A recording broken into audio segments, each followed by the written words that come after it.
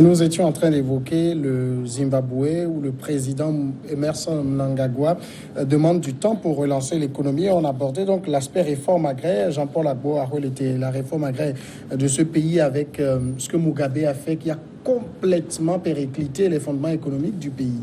Oui, ça partait je dirais peut-être d'un bon sentiment.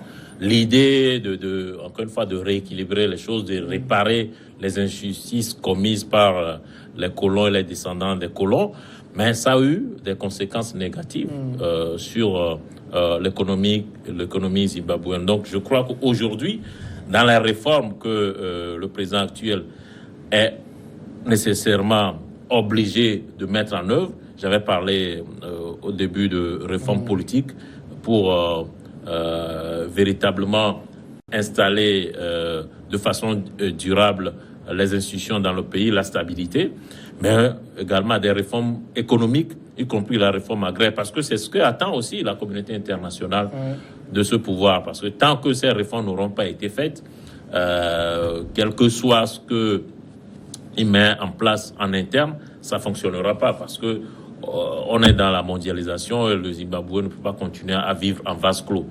Et pour s'ouvrir, nécessairement, il est obligé de faire ce genre de réforme, de tendre la main aux fermiers blancs qui ont été expulsés de leur terre et qui, quoi qu'on dise, ont un savoir-faire, puisqu'il avait démontré que le Zimbabwe avait l'agriculture au cœur de son économie. Aujourd'hui, il faut tendre la main à ces blancs qui restent des Zimbabwéens comme les Noirs et voir dans quelle mesure et dans quelles conditions on peut remettre tout à plat et permettre à ces fermiers de récupérer une partie de leur terre, de les exploiter au bénéfice de toute la population. Francisco, parce qu'on n'oublie pas que le Zimbabwe, à un moment donné, c'était le grenier de l'Afrique australe.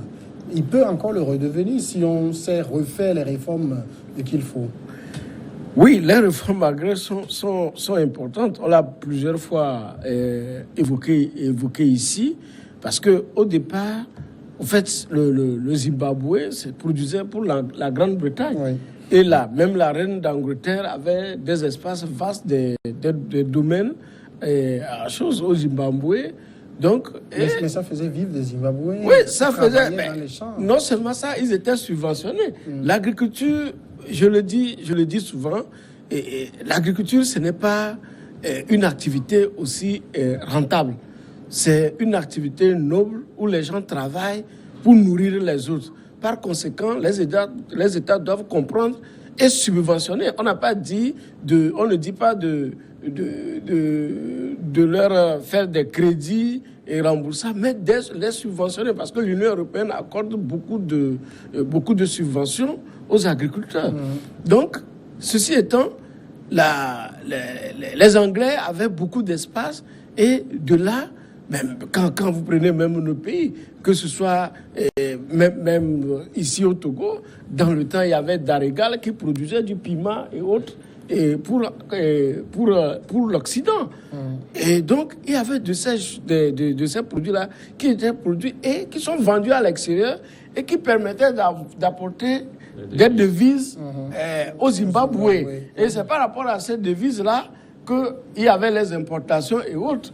Aujourd'hui on a fait la réforme, cette réforme qui avait été faite au profit des anciens combattants, comme on le dit, ils sont venus, au lieu de cultiver des choses des biens qui pouvaient servir à l'Occident et ramener les devises, ils ont transformé peut-être en produisant le maïs, ce qu'il fallait consommer localement. Donc, la conséquence, elle est là directe. Donc, il y a nécessité de refaire la réforme et de refaire cette réforme et de voir comment, comme ils le disent, collaborer avec les Blancs. Aujourd'hui, là où le pays est arrivé, et là où nos pays sont au niveau de l'agriculture et autres, il ne peut pas aussi facilement se décoller. C'est difficile de voir aujourd'hui un agriculteur dans nos pays africains. Je ne sais pas où ils réussissent, parce qu'on a suivi des investissements extérieurs. Même le Bénin, qui faisait un peu la pluie et le beau temps, dès que la frontière a été fermée, c'était des problèmes parce qu'au niveau du Bénin, il y avait les investissements étrangers directs qui rentraient et qui produisaient spécifiquement. C'est-à-dire les gens du Nigeria, par exemple, et les Nigériens finançaient les producteurs au niveau du Bénin. Même de l'extérieur, que ce soit la diaspora, finançait directement, n'est-ce pas, des producteurs locaux et qui produisaient pour envahir, pour les usines, pas pour envahir, mais pour les usines, n'est-ce pas, du Nigeria à côté. Mais la fermeture des frontières, ce n'est pas pour rien, parce que l'autre, le géant nigérien, c'est que c'est comme ça des produits quittent ici et viennent. Donc aujourd'hui, pour pouvoir relever l'agriculture, il nous faut cet investissement direct qui vient de l'extérieur, et puis et que l'État également prenne ses responsabilités.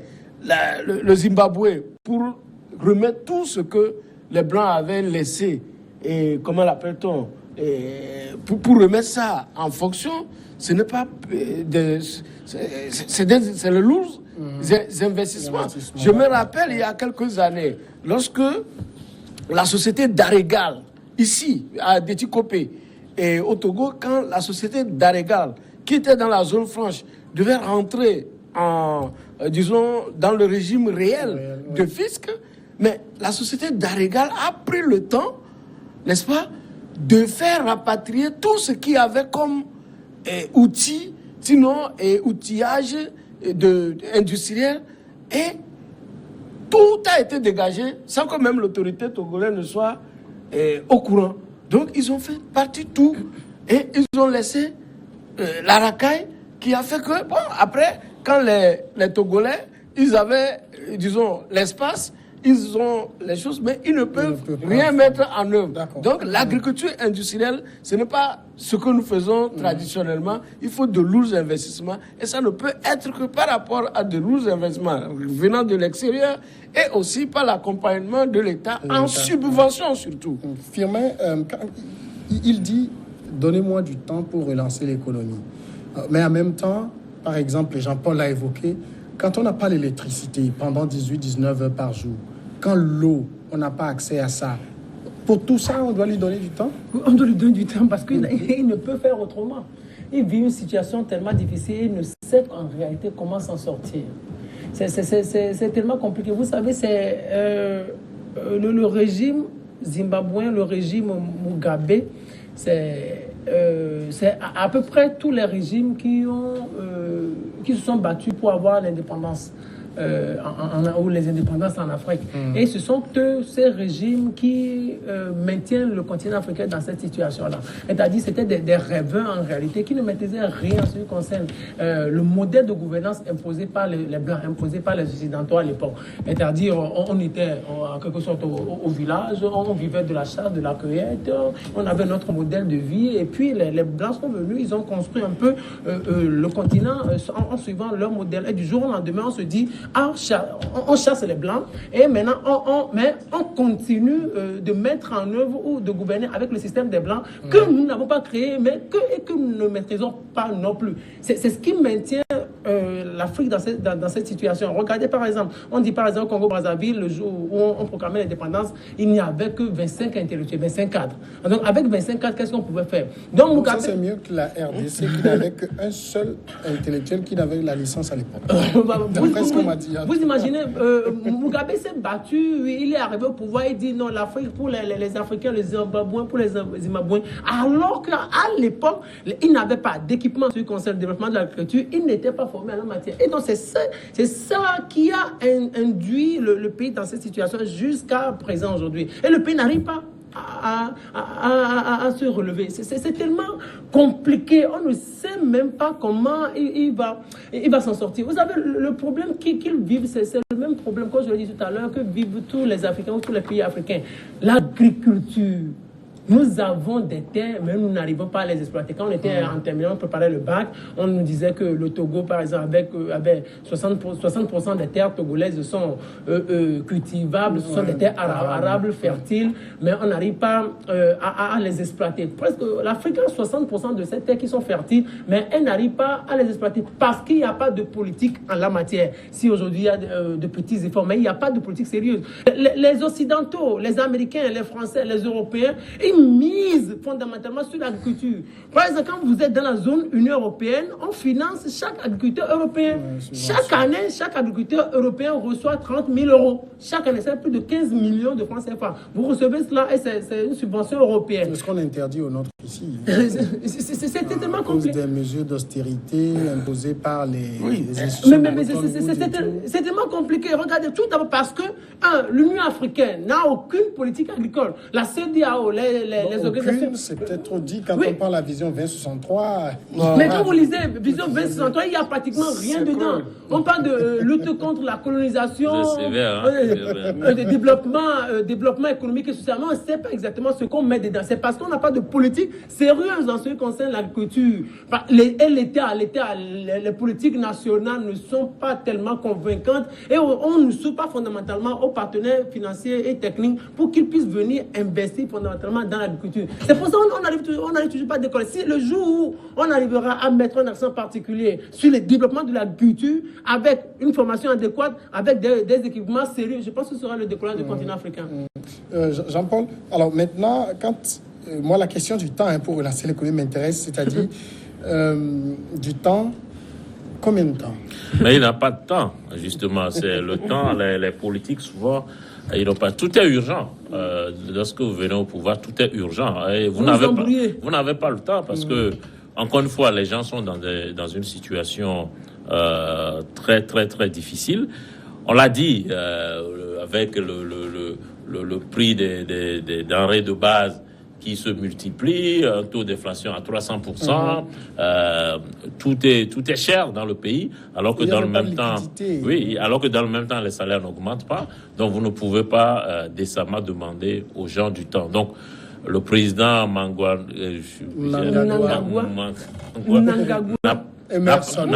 Emerson n'a pas le temps. On ne peut pas lui accorder du temps.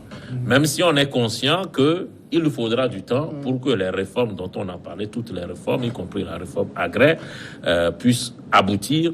Il faudra un peu de temps. Nul ne peut venir et puis d'un coup de baguette magique ou d'un claquement de doigts résoudre tous les problèmes que ce pays connaît depuis presque 40 ans. Non, il ne peut pas le faire en 2 ans. Mais il y a des fondamentaux qui doivent être posés. Mais il y a quand même des dirigeants, quand vous prenez un Lula, ils ont réussi des miracles chez eux. Pas en 2 ans. Et puis, Lula n'a pas hérité d'un pays exsangue comme le Zimbabwe. Encore une fois, après 35 ans de le règne, le pays, le Zimbabwe était pratiquement en cessation de paix, en quasi faillite, où encore une fois, il y a pas d'eau, il n'y a pas d'électricité, enfin, et c'est un pays qui était mis au banc de la communauté internationale et soumis à des sanctions internationales.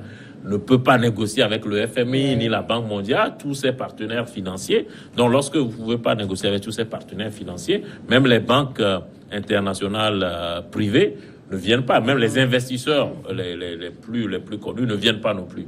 Donc, on ne peut pas comparer. Lorsque des révolutionnaires guillemets comme Lula, tout ça, prennent le pouvoir dans ces pays-là, en Amérique latine, ces pays se portaient plutôt bien. Donc, leur politique est de dire qu'il faut mieux redistribuer ces richesses. Parce qu'ils avaient l'impression que, pour reprendre un terme célèbre ici, c'est une minorité qui s'est accaparée des richesses de ces pays-là. Donc, il s'agissait de redonner un peu du pouvoir d'achat aux travailleurs, à ceux qui en ont le plus besoin, de permettre que les gens aient davantage accès aux soins élémentaires, à l'éducation, etc., d'augmenter les salaires et tout. Mais pour faire cette redistribution, encore faut-il qu'il y ait un minimum dans la cagnotte. Donc, au Zimbabwe, il n'y en a pas. Donc, il lui faudra du temps, mais malheureusement pour lui, et c'est la contradiction ou le paradoxe de tous ceux qui prennent le pouvoir, c'est qu'ils ont besoin du temps pour agir, mais ils n'ont pas ce temps. D'accord. Mais la différence avec nous là, au moins, lui, il avait du pétrole. Et s'il n'y a que des éléphants qu'on refuse même qu'ils vendent la défense. Ils ont des terres. Donc ils ont des sérieux problèmes. Mais c'est de revoir. Le Zimbabwe avait une histoire. Comment est-ce que ça allait? Qu'est-ce qu'il y avait et que le pays fonctionnait, disons, plus ou moins bien. Donc c'est de repartir peut-être sur ces bases et non déclarer qu'on lui donne du temps. Parce qu'un programme d'État, de gouvernement, doit être chiffré et puis chronographié. Il faut un chronogramme. À quelle échéance on va? Voilà. L'Algérie, c'est notre second sujet. Environ 3000 étudiants ont manifesté mardi à Alger, réitérant leur rejet de l'élection présidentielle du 12 décembre, soutenue par l'homme fort de l'Algérie, le chef d'état-major de l'armée. Les étudiants se sont d'abord rassemblés place des Martyrs dans le centre de la capitale avant de se diriger vers la Grande Poste, épicentre de la contestation qui agite le pays depuis le 22 février dernier. Pas de vote, ont-ils scandé, accompagnés d'enseignants et de simples citoyens pour cette manifestation qui se tient pour la 32e semaine consécutive. Firmin Teko Agbo, on le voit clairement, le vote du 12 décembre prochain ne semble pas faire l'unanimité, enfin ne fait pas l'unanimité. Oui, ça fera jamais l'unanimité. Il y aura un certain nombre d'Algériens qui ne seront pas d'accord. Ici, c'est la politique et c'est la ferveur qui constitue en quelque sorte le charme de la jeunesse. Les jeunes, ils veulent plus de régime de despotes, ils veulent plus ceux-là qui ont fait avec le Bouteflika. Ils veulent une nouvelle classe dirigeante, mais la question... Mais tout ça, on ne peut le dire que dans les urnes.